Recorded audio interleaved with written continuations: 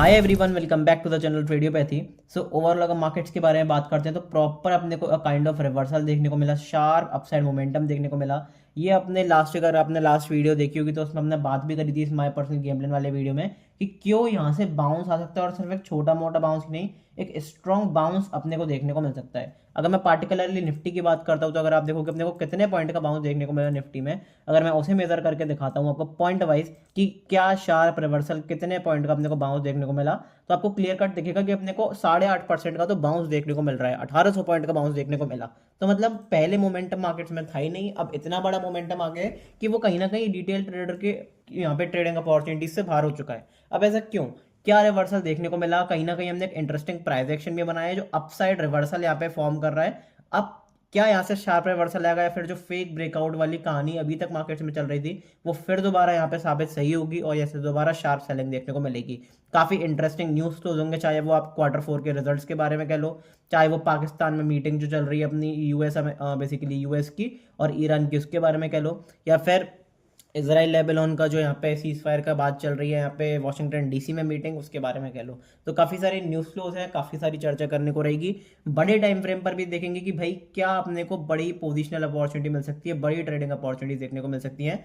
सो अभी तक चैनल को सब्सक्राइब नहीं करा तो भाई सब्सक्राइब जरूर कर ले, ऑल वाला बटन दबा दें जैसे सारे नोटिफिकेशन आपको टाइम टू टाइम मिल जाए। इस पार्टिकुलर वीडियो में, इस पार्टिकुलर सीरीज में मैं अपनी पर्सनल गेम प्लान जो होती है वो आपके साथ शेयर करता हूँ कि किस तरीके से मैं अपनी अच्छी खासी ट्रेडिंग अपॉर्चुनिटी बनाऊंगा और अगले हफ्ते या फिर आगे वाले ट्रेडिंग सेशंस में आपको किस तरीके का मोमेंटम देखने को मिल सकता है। अगर वीडियो पसंद आती है तो डेफिनेटली लाइक करा करें, कमेंट जरूर करा करो जिससे बेटर कम्युनिकेशन अपने बीच में डेवलप हो।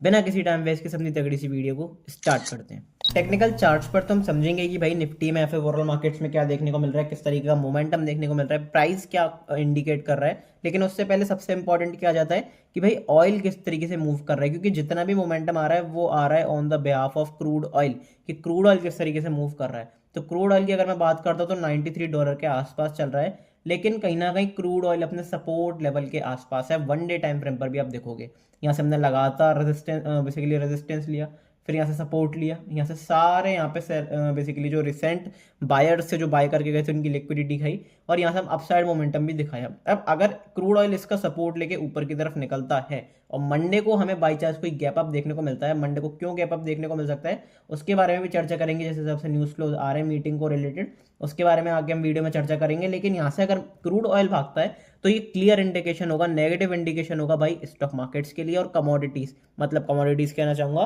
तो मेटल्स के लिए भी, गोल्ड और सिल्वर जो ट्रेड करते हैं लोग उनके लिए भी, क्योंकि हमें मेटल्स में भी कहीं ना कहीं सेलिंग देखने को मिलेगी, प्रेशर देखने को मिलेगा अगर क्रूड बगेगा, और स्टॉक मार्केट में तो नेगेटिविटी देखने को मिलेगी, गिरावट देखने को मिलेगी। तो उसके लिए अपने को प्रिपेयर करके चलना है और ऑयल को कहीं ना कहीं ट्रैक करते हुए रहना है। अब दूसरा एक इंपॉर्टेंट इंडिकेटर, बेसिकली इंडिकेटर तो नहीं कहूंगा, एक इंपॉर्टेंट एस्पेक्ट आ जाता है कि क्या देखने को मिल सकता है। तो यूएसडी आईएनआर की वैल्यू बहुत इंपॉर्टेंट है कि भाई वो किस तरीके से यहाँ पे मूव कर रही है। अब अगर मैं आपको दिखाता हूँ कि यूएसडी आईएनआर की वैल्यू किस तरीके से मूव कर रही है, तो यहाँ पे हम ऑलमोस्ट काफी शार्पली फॉल करे थे, 95.3 के आसपास का हमने हाई लगाया था, और फिर वहां से हम सीधा 92.2 के आसपास, तो एक अच्छा खासा स्ट्रॉन्गनेस इंडियन रुपीज ने दिखाई थी। लेकिन फिर दोबारा वहां से ये जो चार्ट है रिबाउंड हो रहा है, इसका मतलब रुपी कहीं ना कहीं दोबारा डेप्रिशिएट हो रहा है। तो अगर ये इस हाई को तोड़ता है तो यहाँ पे कहीं ना कहीं चांसेस बढ़ जाएंगे कि इंडियन रुपी जो है वो और ज़्यादा डेप्रिशिएट होगा, स्टॉक मार्केट्स के लिए काफ़ी ज़्यादा नेगेटिव। और वो सबसे ज़्यादा नेगेटिव किसके लिए होगा? वो सबसे ज़्यादा नेगेटिव होगा बैंक्स के लिए। तो बैंक्स में आपको प्रेशर क्यों देखने को मिला था लास्ट टू लास्ट वीक, अगर आप देखोगे लास्ट मंथ में, तो क्यों देखने को मिला? क्योंकि यहाँ पे हमने काफ़ी बड़े हाइज लगाए, काफ़ी तगड़ी अपने को एक बाइंग देखने, बेसिकली चार्ट में अपसाइड मोमेंटम कहोगे, लेकिन डेप्रिसिएशन अपने को आईएनआर डेप्रिसिएशन बहुत तेजी से देखने को मिला। अब क्योंकि वहां पे दोबारा रिबाउंड आ रहा है, दोबारा डेप्रिसिएशन देखने को मिल रहा है, तो हो सकता है अपनी थोड़ी बहुत हल्की फुल्की एक नेगेटिव गैप डाउन ओपनिंग भी हो सकती है, चांसेस हैं। अब गैप अप गैप डाउन होगा, किस तरीके से मार्केट को लाइव मार्केट में प्ले करना है तो उसके बारे में हम डिस्कशन करेंगे एक एक करके चार्ट्स पे। लेकिन वो कहीं ना कहीं अपना डिपेंड होगा कि भाई न्यूज़ किस तरीके से चल रही है। तो सबसे पहले मैं बता दूं कि भाई टेलीग्राम ग्रुप जिसने भी ज्वाइन नहीं करा है जरूर ज्वाइन कर लेना, लिंक आपका डिस्क्रिप्शन में है, पिंड कमेंट में, चैनल की बायो में है। पिंड जो लिंक दी हुई है, जो डिस्क्रिप्शन में लिंक दी हुई है, सिर्फ उससे ही ज्वाइन करना है, क्योंकि टेलीग्राम ग्रुप प्राइवेट है, फ्री ऑफ कॉस्ट ज्वाइन कर सकते हो, कोई पैसे देने की जरूरत नहीं है, एब्सोल्युटली फ्री है ये ग्रुप, लेकिन प्राइवेट है। तो डेफिनेटली जो लिंक नीचे दिया हुआ है वहाँ पे डिस्क्रिप्शन में ज्वाइन कर लेना, वहाँ पे मैसेज करोगे, मैं मेरी टीम जल्द से जल्दी आपके साथ रिस्पॉन्ड करेगी और आप इस ग्रुप में ज्वाइन हो सकते हो। सारी पर्सनल अपडेट्स, मेरी पर्सनल अपॉर्चुनिटीज़, सारी न्यूज़ फ्लोज, सारे सेटअप, सारी ट्रेडिंग अपॉर्चुनिटीज एजुकेशनल पर्पस के लिए, नॉट एज कॉल टिप। तो यहाँ पे सारी चीज़ें आपको प्रोवाइड होती हैं लाइव मार्केट में। कोई भी न्यूज़ आती है, अब अगर आप रिसेंट ही देखोगे तो मैंने आपको कल क्या न्यूज़ प्रोवाइड करी थी, मैंने कल यहाँ पे बताया था कि यहाँ पे कहीं ना कहीं आपको देखेगा कि ईरान ने यहाँ पे कन्फ्रंट करा है कि जो एनिमी के जो ड्रोन्स हैं वो कहीं ना कहीं आए हैं। तो वहाँ पे आपने को शार्प सेलिंग देखने को मिली। उससे लास्ट डे में अगर आप देखोगे तो मैंने यहाँ पे क्या बताया था, यहाँ पे आपने अगर लास्ट वीडियो देखी होगी तो मैंने आपको लाइव एग्जांपल भी दिखाया था कि जो रशियन ऑयल है, एलपीजी है, उसने कहीं ना कहीं 40% का यहाँ पे डिस्काउंट दिया इंडिया को। तो लाइव मार्केट में जब ये न्यूज़ आई, जब मैंने डाला उसके 4-5 मिनट बाद मार्केट ने रिएक्ट कर और शार्प अपने को अपसाइड मोमेंटम 150 पॉइंट का अपसाइड मोमेंटम देखा। तो न्यूज़ जो होती है वो अब न्यूज़ वाला मार्केट चल रहा है फिलहाल अभी। तो अगर न्यूज़ अर्ली ट्रैक कर लेते हो तो उस पर आप अच्छा खासा रिएक्शन ले सकते हो। हालांकि न्यूज़ वही है कि प्राइवेट जब तक रहती है तब तक ही न्यूज़ काम की, नहीं तो उसके बाद तो कोई काम की नहीं है। लेकिन हल्का फुल्का आप उस पैनिक का यूज़ कर सकते हो जो रिटेल ट्रेडर्स में बैठता है। तो वहाँ पे न्यूज़ कहीं ना कहीं काम आती है। और सारी अपॉर्चुनिटीज ऑप्शन चेन से रिलेटेड सारी साइकोलॉजी वगैरह मैं यहाँ पे शेयर करता हूँ। मेक श्योर डिस्क्रिप्शन से आपने जरूर ज्वाइन करा हुआ है। फिलहाल बात करते हैं कि भाई न्यूज़ फ्लोज क्या चल रही है। सबसे पहले न्यूज़ फ्लोज ये चली कि देखो ईरान ने मना कर दिया था कि भाई हम पाकिस्तान नहीं आ रहे। ठीक है, तो यहाँ पे कहीं ना कहीं मार्केट्स को झटका लगा कि भाई ईरान तो यहाँ पे आ ही नहीं रहा पाकिस्तान। अब ईरान पाकिस्तान नहीं आ रहा तो फिर मीटिंग कैसे होगी, फर्स्ट राउंड की जो मीटिंग रखी गई है। अब अगर आप मेरा पर्सपेक्टिव पूछोगे कि मार्केट्स में क्या देखने को मिल सकता है, इस डिसीजन जो अपना फर्स्ट राउंड ऑफ मीटिंग है पाकिस्तान में रखा गया है, इस्लामाबाद में रखा गया है, तो उसका क्या रिएक्शन देखने को मिलेगा। तो मैं यहाँ पे सिंपल सा समझता हूँ कि भाई ये जिस तरह से अपने को 1400 पॉइंट का गैप अप देखने को मिला था, जो ट्रेड डील थी वहाँ पे बड़े प्लेयर्स ने एग्जिट करा, ये उसकी तरह ही है, उससे ज़्यादा कुछ भी नहीं है। अब आप कहोगे भाई इतना डायरेक्ट कैसे बोल सकते हो। देखो ईरान ने 10 पॉइंट यहाँ पे कॉन्फ्लिक्ट्स रखे हैं, 15 पॉइंट यहाँ पे प्रपोजल्स रखे हैं। उन प्रपोजल्स में आपने पढ़ा है क्या है। सबसे इंपॉर्टेंट चीज़ें, चीज़ें मेन चीज़ें बता देता हूँ कि भाई ईरान को चाहिए $1 ट्रिलियन। $1 ट्रिलियन वो अमेरिका दे नहीं सकता, क्योंकि भाई ट्रम्प के पास पहले ही बहुत कर्जा है और उसके बॉन्ड्स जो हैं वो वहाँ पे कहीं ना कहीं जब मैच्योर होंगे तो फिर उसे वो पैसा चुकाना पड़ेगा। तो ट्रम्प इस चीज़ पे नहीं मान रहा। दूसरा उसे चाहिए स्ट्रेट ऑफ हॉर्मस के ऊपर पूरा कंट्रोल। अगर वो स्ट्रेट ऑफ हॉर्मस के ऊपर पूरा कंट्रोल चाहता है तो ट्रम्प भाई ये नहीं देगा, क्योंकि अगर स्ट्रेट ऑफ हॉर्मस के ऊपर कंट्रोल दे दिया तो कहीं ना कहीं बाकी की कंट्रीज को खतरा होगा और वो ट्रम्प वो नहीं कर सकता। तीसरा ये उसने मांगा ईरान ने कि भाई उसे न्यूक्लियर साइट्स जो उसकी हैं उसमें कोई छेड़छाड़ नहीं चाहिए। अब एक बात बताओ, अगर न्यूक्लियर साइट्स में कोई छेड़छाड़ नहीं चाहिए, जो कि ट्रम्प नहीं करेगा, मतलब ये नहीं कह रहा हूँ छेड़छाड़ नहीं करेगा, मेरा मतलब है कि ट्रम्प नहीं मानेगा इस चीज़ के लिए। क्यों? क्योंकि अगर न्यूक्लियर साइट्स के लिए मानना ही होता तो भाई फिर ये वॉर क्यों करा, 8 महीने पहले अपना अटैक क्यों करा? क्योंकि इसका बेसिस ही यही है। इसराइल ने जो अटैक करा, अमेरिका ने जो अटैक करा, उसका बेसिस ही यही था कि भाई न्यूक्लियर साइट्स पे काम नहीं होने देना, न्यूक्लियर पावर प्लांट्स पे काम नहीं होने देना। यही उसका बेसिस था। अब यही आप मान लोगे तो फिर इस युद्ध का फायदा क्या हुआ।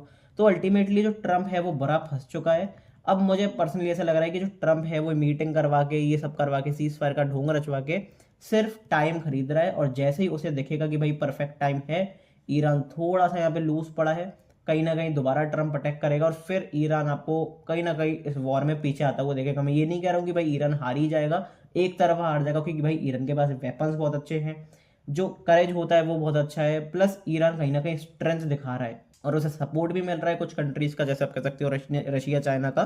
तो वो सारी बातें भी चल रही हैं, तो सपोर्ट तो उसे पूरा मिल रहा है। और हो सकता है कि युद्ध जो है आगे भी चले और कहीं ना कहीं अपने को मार्केट्स में भी लोअर लेवल्स बनते हुए देखें और ये पैनिक और ज़्यादा यहाँ पे फैल सकता है। तो चांसेस इस सिनेरियो के ज़्यादा ही हैं। मुझे पर्सनली इतना इजी नहीं लगता कि भाई ये इतनी इजी मैटर सॉल्व हो जाएगा, क्योंकि ये मैटर उस तरीके का नहीं है कि अपने यूएस वेनेजुएला वाला युद्ध करवा दिया। ये ईरान और अमेरिका का युद्ध है, तो यहाँ पे सूझबूझ के साथ काम लेना पड़ेगा। और मुझे ऐसा लगता है कि वॉर जो है वो थोड़ा सा और ज़्यादा एस्केलेट हो सकता है और ज़्यादा आगे बढ़ सकता है। तो उसके बारे में अपने को नज़र गड़ा कर रखनी है, न्यूज़ पे ऑन पॉइंट अपने को देखते हुए चलना है। अभी भी काफ़ी सारे कॉन्फ्लिक्ट्स हैं स्ट्रेट ऑफ हॉर्मस के ऊपर, कि वहाँ पे अभी भी अपने को टोल देखने को मिल रहा है। और बेसिकली 15 शिप्स जो पहले जाते थे वही अपने को अब देखने को मिल रहा है, कोई नई बात नहीं देखने को मिल रही है। अब ये छोटी सी बात है, 15 शिप्स की सिर्फ परमिशन मिली है, लेकिन ये बात इतनी बड़ी क्यों है? क्योंकि देखो अगर मान लो वेटिंग लिस्ट बहुत ज़्यादा है, बहुत सारे शिप्स वहाँ पे अटक चुके हैं कि भाई पहले 15 शिप कौन से जाएंगे एक बार में, तो कहीं ना कहीं बाकी के कंटेनर्स को वेट करना पड़ेगा। और दूसरी बात ये कि अब नए जो कंटेनर्स हैं, नए जो शिप्स हैं, वो वहाँ पे भेजेगा ही क्यों? कोई भी कंट्री, कोई भी कंपनी नहीं भेजेगी वहाँ पे। क्यों नहीं भेजेगी? क्योंकि जब पता है कि उसे वहाँ पे अटकना ही है, उसका शिप काफ़ी दिनों तक शिप उसका अटकेगा ही, तो उसका लॉस कौन भुगतेगा? उसका ऑयल कौन यहाँ पे भुगतेगा? तो कोई भी कंपनी नहीं भेज रही। तो यहाँ पे अल्टीमेटली यहाँ पे क्राइसिस तो आने वाला है, चाहे आप ऑयल के रिलेटेड बात करो, और ये मुझे लगता है पैनिक थोड़ा सा और फैल सकता है। तो थोड़ा सा यहाँ पे अपनी पोजीशन स्लाइड करके चलेंगे अपन, और थोड़ा सा देख कर चलेंगे। तो मेक श्योर कि भाई लेटेस्ट अपडेट के लिए, सारी चीज़ों के लिए ये टेलीग्राम ग्रुप जरूर ज्वाइन कर लो। डिस्क्रिप्शन में एक अपडेट पेट्रोल और डीजल से भी बहुत रिलेटेड आई थी, जो बेसिकली एक्सपोर्ट पेट्रोल और डीजल पे यहाँ पे बढ़ा दिया गया है गवर्नमेंट द्वारा, कुछ परसेंट कुछ रुपए द्वारा बढ़ा दिया गया है। तो उसका अपडेट मैं आपको यहीं पर डाल दूंगा। तो उसके अकॉर्डिंग देखेंगे कि कौन से स्टॉक्स अफेक्ट करेंगे और निफ्टी किस तरीके से अफेक्ट करेगा, तो वो वहाँ पे आपको सारी चीज़ें मैं शेयर कर दूंगा। बात करते हैं कि भाई टेक्निकल्स पे क्या देखने को मिल रहा है, चार्ट्स पे क्या देखने को मिल रहा है निफ्टी के, और क्या प्राइस एक्शन अपने को बनता है वो देख सकता है आने वाले हफ्तों में, आने वाले ट्रेडिंग सेशंस में। क्योंकि अभी हमारे पर्सनल गेम प्लान वाली सीरीज है, तो यहाँ पे मंथली टाइम फ्रेम पे भी एनालिसिस करना काफी इंपॉर्टेंट हो जाता है। तो देखते हैं अपने को क्या यहाँ पे मंथली टाइम फ्रेम पे देखने को मिल रहा है, जो कि अप्रैल मंथ में अपने को क्या देखने को मिल सकता है। अगर आपने लास्ट वीडियो देखी होगी तो वहाँ पे मैंने हिस्टोरिकली भी आपको कुछ पॉइंट्स बताए थे, हिस्टोरिकल डेटा भी आपके साथ शेयर करा था कि भाई हिस्ट्री में अपने को सिर्फ 3 बार ही ऐसा होता हुआ दिखा है जहाँ पे 4 या फिर उससे ज्यादा रेड कैंडल्स अपने को बनती हुई दिखाई दी है, और ये अपना 4th टाइम है। यहाँ पे अगर आप देखोगे 1 2 3 4 5 5 रेड कैंडल्स बनती हुई दिखाई दी, लेकिन उसके बाद क्या हुआ कि शार्प अपने को अपसाइड रिवर्सल आया। इससे पहले अगर हम देखते हैं कि लास्ट बार सिनेरियो 4 कैंडल्स का कब हुआ है, तो यहाँ पे अगर आप देखोगे 1 2 3 4 कैंडल्स आई, उसके बाद भी शार्प अपसाइड रिवर्सल आया। अगर आप पीछे की 3 4 कैंडल्स देखोगे तो यहाँ पे आपको क्या दिखेगा, यहाँ पे एक सिनेरियो एक बार आपको और दिखेगा कि भाई 4 5 रेड कैंडल आई और वहां पे अपने को अपसाइड रिवर्सल 1 2 3 4, फिर यहाँ पे शार्प अपसाइड रिवर्सल 1 2 3 4, फिर शार्प अपसाइड रिवर्सल। तो अपने को एक चीज तो बहुत क्लियर होती हुई मिल रही है कि भाई जब भी अपसाइड रिवर्सल आ रहा है तो कहीं ना कहीं वहां से वो मतलब 4 कैंडल के बाद आप यहाँ कहीं ना कहीं यहाँ से अपसाइड रिवर्सल एक्सपेक्ट कर सकते हो। अब काफी सारे लोग पता है क्या सोचेंगे, काफी सारे लोग सोचेंगे कि भाई फिर तो ये वाला सिनेरियो अच्छा है बाइंग करने के लिए। लेकिन देखो ये सिनेरियो थोड़ा सा डिफरेंट है। इसका रीजन मेरे पास ये है क्योंकि अगर आप यहाँ पे देखोगे तो बार बार अपने को डिप देखने को मिल रहा है, लेकिन मार्केट उन हाइस के इस रेंज के ऊपर नहीं जा पा रहा है। यहाँ से एक बाइंग आई, वापस नीचे आ गया, फिर एक बाइंग आई, फिर नीचे आ गया, फिर एक बाइंग आई, पॉसिबली फिर दोबारा नीचे आ जाए। और ये मंथली टाइम फ्रेम है, एक कैंडल मंथ को डिनोट कर रही है, तो बहुत बड़ा टाइम पीरियड हो जाता है। अब अगर आप यहाँ पे देखोगे तो यहाँ पे अपने को प्रॉपर डिप देखने को मिला हाई लगने के बाद, और फिर दोबारा वहाँ पे ऊपर गए।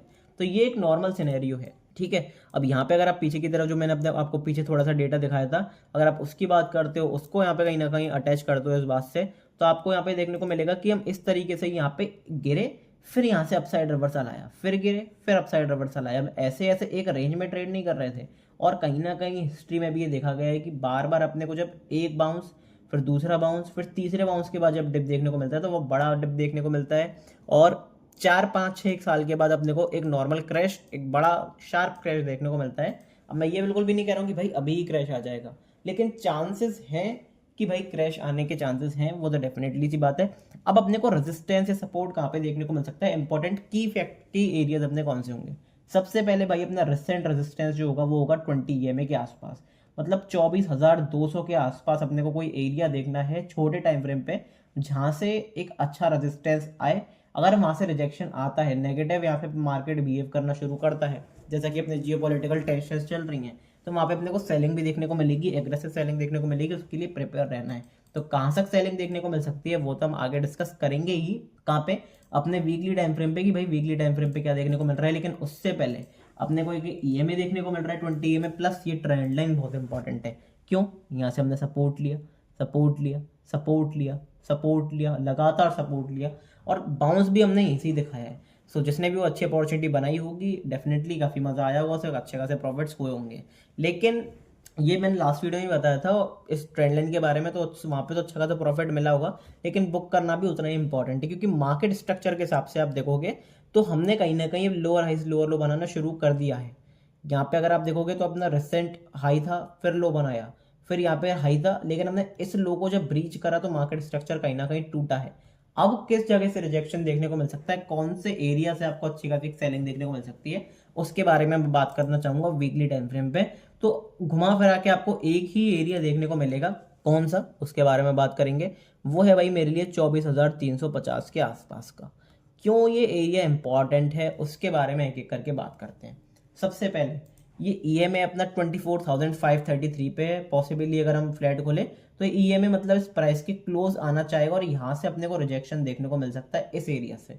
अब ये एरिया इंपॉर्टेंट क्यों है भाई वो तो बताओ। उसके मेरे पास 2 से 3 रीजन है। एक तो ये EMA बहुत इंपॉर्टेंट रीजन है, दूसरा सबसे इंपॉर्टेंट रीजन मेरे लिए ये है, क्योंकि कहीं ना कहीं यहाँ पे हम रिजेक्शन ले रहे हैं। एक ये एरिया जो है, ये एक मेक और ब्रेक एरिया है निफ्टी के लिए, 24,300 350 का। यहाँ से हमने सपोर्ट लिया, यहाँ से सपोर्ट लिया, यहाँ से रेजिस्टेंस लिया, फिर इसके पीछे अगर आप देखोगे तो हम कहीं ना कहीं यहाँ से सपोर्ट भी ले रहे थे। अगर आप इसके पीछे देखोगे तो हमने कहीं ना कहीं फेक ब्रेकडाउन भी करा था, फेक ब्रेकआउट भी करा था। तो पॉसिबिलिटी यहाँ से क्या है कि या तो एक डायरेक्ट रिजेक्शन लेके यहाँ से एक सेलिंग दिखाए, या फिर पॉसिबिलिटी ये भी है कि ये इसका ब्रेकआउट करके सारे बायर्स को एक बार ट्रैप करे, फिर दोबारा यहाँ से एग्रेसिव सेलिंग आए, किसी न्यूज़ की वजह से या फिर टेक्निकल्स की वजह से, Q4 के रिजल्ट्स की वजह से, डजेंट मैटर। तो वो हम देखना पड़ेगा कि भाई किसकी वजह से सेलिंग आएगी। लेकिन ये बात कंफर्म है कि भाई सेलिंग यहाँ पे आ जरूर सकती है। अभी ऐसा नहीं है कि बायर्स ने पूरा डोमिनेट कर लिया है, इसके ऊपर सस्टेन करके ऐसा कुछ पैटर्न बनाते हैं तो फिर कहीं ना कहीं में रिवर्सल मान सकते हैं। तो बायर्स एक तरफ नहीं बना सकते, इसके ऊपर सस्टेन करना जरूरी है अगर बायर्स को उम्मीद दिखानी है, बायर्स को ऐसे रिवर्सल दिखाना है। लेकिन चांसेस बहुत हाई है कि इसका फेक ब्रेकडाउन करके हम वापस नीचे आ जाएं, एक बार बायर्स को दोबारा ट्रैप करें। अब मैं फेक ब्रेकडाउन की बात क्यों कर रहा हूँ, क्योंकि पिछले 2 साल में जो भी ट्रेड कर रहा है उसे समझ में आ रहा हो कि फेक ब्रेकडाउन क्यों बार बार की मैं बात कर रहा हूँ। यहाँ पे अगर आप देखोगे ब्रेकआउट करा, सारे बायर्स को ट्रैप करा, ब्रेक डाउन करा, सारे एक बार सेलर्स को ट्रैप करा, फिर ब्रेक डाउन करा, सारे सेलर्स को ट्रैप करा, ब्रेकआउट करा, बायर्स को ट्रैप करा, यहाँ पे ब्रेक डाउन करा, सारे पहले एक बार बायर्स को ट्रैप करा, फिर सेलर्स को ट्रैप करा, यहाँ पे ब्रेक डाउन करा, सारे सेलर्स को ट्रैप करा। तो मतलब प्राइस एक्शन जब से रिटेल ट्रेडर ने सीखा है उसका कुछ यूज ही नहीं रहा है। अब एक प्राइस एक्शन मुझे अभी भी फिर दोबारा दिख रहा है, एक बार कमेंट बॉक्स में जरूर बताना वीडियो पॉज करके। अब चलो वहीं बता देता हूँ, मॉर्निंग डोजी स्टार पैटर्न, ये बहुत इंपॉर्टेंट पैटर्न है। Morning doji star pattern 1 2 3 4 5 red candles, फिर ये लास्ट में doji candle, green doji candle, और हाई के ऊपर अपने को, इसके हाई के ऊपर एक bullish strong closing, week high के आसपास हमने क्लोज करा है, स्ट्रेंथ दिखाई है, और यहाँ पे वॉल्यूम भी देखने को मिला है। तो यहाँ से रिवर्सल के चांसेस तो अपने को क्लियर कट देखने को मिल रहा है, उसमें कोई दोहराए वाली बात नहीं है। क्या रिवर्सल आएगा मेरे हिसाब से, सबसे पहले भाई अगर मार्केट को ऊपर भी जाना है तो मार्केट एक बार जरूर ट्रैप करेगा। क्यों? क्योंकि ये नॉर्मल सी बात है, प्राइस एक्शन सबको दिख रहा है पॉजिटिव है, बायस सबको दिख रहा है पॉजिटिव है, ट्रेड डील की बात नहीं, सीज फायर दिख रहा है, पॉजिटिव न्यूज फ्लोज हो रही है, सबको दिख रहा है। वीक हाई के आसपास जो लास्ट लेग में बाय करके गए हैं वो सबको स्ट्रेंथ दिख रही है। तो चांसेस क्या है कि भाई मार्केट एक बार नीचे आए, कोई अच्छा डिप दे अगर मार्केट को ऊपर जाना है, या फिर अगर मार्केट को गिरना है तो फिर गिरे।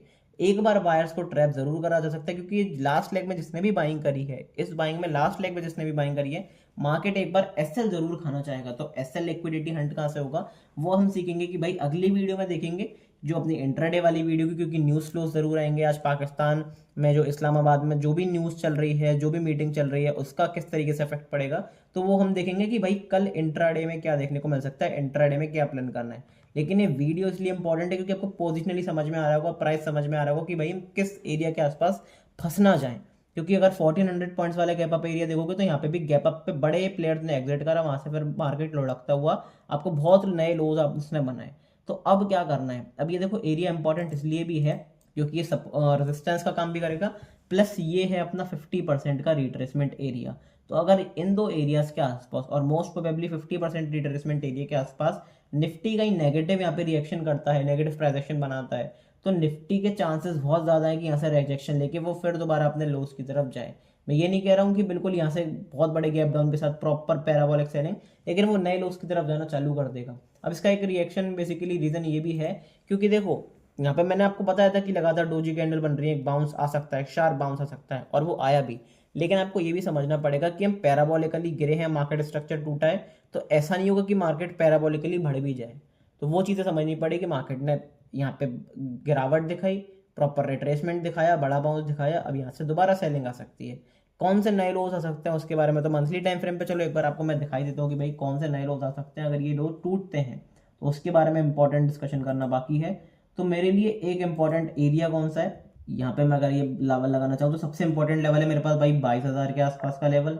ये लेवल अगर टूटता है 22,700 का लेवल टूटता है तो फिर अपने को नए लोअर लेवल्स बनते हुए देखेंगे। एक बार 22,700 टूटा तो उसके बाद अपने को एक अच्छा सपोर्ट कहाँ देखने को मिल रहा है, 21,100 पे। 21,100 गया तो फिर अपने को लोअर लेवल्स 20,000 के, 20,000 अगर टूटता है तो फिर अपने को एक सपोर्ट देखने को मिल रहा है 18,900 पे, और अगर 18,900 भी चला गया तो फिर अपने को सपोर्ट देखने को मिल रहा है 17,900 पे। तो इस तरीके से आप अपने लेवल्स एक्सरसाइज करोगे। अब ये ऐसा नहीं है बहुत जल्दी लेवल्स आएंगे, लेकिन चांसेस हैं कि भाई ये लेवल्स भी आपको देखने को मिल सकते हैं। तो वहाँ पे एक इन्वेस्टिंग की अच्छी अपॉर्चुनिटी मिलेगी। अगर SIP वालों की बात करते हो तो भाई यहाँ पे ये लेवल्स बुरे नहीं है। ये वाला लेवल पर्टिकुलरली बहुत अच्छा नहीं है 24,000 का, लेकिन मैं यहाँ पे भी आपको इन एरियाज के आसपास भी आपको बताया था कि भाई SIP एक्यूमुलेट करने के लिए ये लेवल्स अच्छे हैं। तो अच्छे खासे रिटर्न तो उन्हें इन 2 हफ्तों में भी मिल गए होंगे। तो जिसको मिले होंगे भाई बुक जरूर कर लेना, और जिसने पुरानी वीडियोस देखी एक बार कमेंट बॉक्स में जरूर अप्रिशिएट करना, ठीक है। अब डेली टाइम फ्रेम पे, इंट्राडे टाइम फ्रेम पर तो हम कल की वीडियो में देखेंगे, जिसमें सारी न्यूज़ भी कवर अप करेंगे और काफ़ी सारी चीज़ें देखेंगे। अब बैंक निफ्टी का डिस्कस करते हैं, लेकिन उससे पहले एक चीज़ इंपॉर्टेंट क्या है कि भाई रिजल्ट सीजन भी चल रहा है, तो किस कंपनी की अच्छी अर्निंग आ सकती है। तो भाई 11-12 अप्रैल को कोई बहुत बड़ी अर्निंग अपने को बड़ी कंपनी की रिजल्ट की अर्निंग नहीं देखने को मिल रही। 13 तारीख को ICICI प्रूडेंशियल और इंडसइंड बैंक की इंडसइंड बैंक की यहाँ पे अपने को अच्छी खासी अर्निंग देखने को मिल रही है। 14 तारीख को अगर मैं बात करता हूँ तो आनंद राठी की एक अच्छी देखने को मिल रही है, तो एक अच्छी कंपनी का रिजल्ट यहाँ पे है। 15, 16, 17, 18 कोई ऐसी बहुत बड़ी कंपनी इसके रिजल्ट नहीं आ रहे।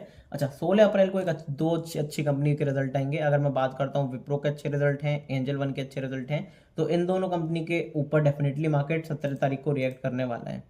17 और 18, अच्छा 18 को डेफिनेटली सैटरडे होगा, एक बार कैलेंडर में ज़रूर चेक करके बताना, क्योंकि 18 को फिर बैंकिंग के रिजल्ट्स आते हैं।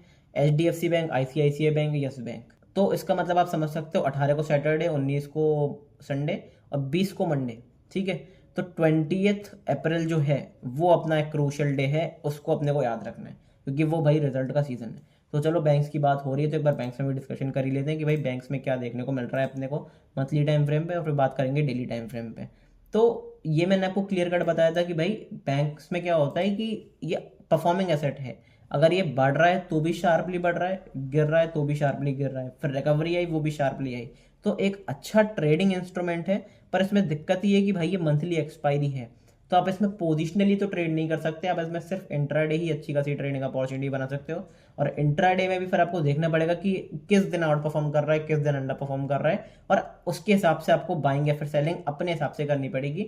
वो सारी चीज़ें मैं टेलीग्राम ग्रुप पे बताता रहता हूँ, डिस्कस करता रहता हूँ एजुकेशनल पर्पज़ के लिए। लेकिन अपने को एक चीज़ इंपॉर्टेंट क्या दिख रही है, अपने को एक चीज़ इंपॉर्टेंट ये दिख रही है कि कहीं ना कहीं इस तरीके से अपने को ट्रेंड लाइन बनती हुई दिख रही है, फेक ब्रेकडाउन, फेक ब्रेकआउट्स बनते हुए दिख रहे हैं। तो यहाँ पे एज सच कुछ पता नहीं चल रहा, लेकिन अगर आप वीकली टाइम फ्रेम पे, थोड़े छोटे टाइम फ्रेम पे आओगे तो एक क्लियर पिक्चर अपने को देखने को मिलेगी। सेम प्राइस एक्शन जो निफ्टी में देखने को मिला वो बैंक निफ्टी में भी देखने को मिला।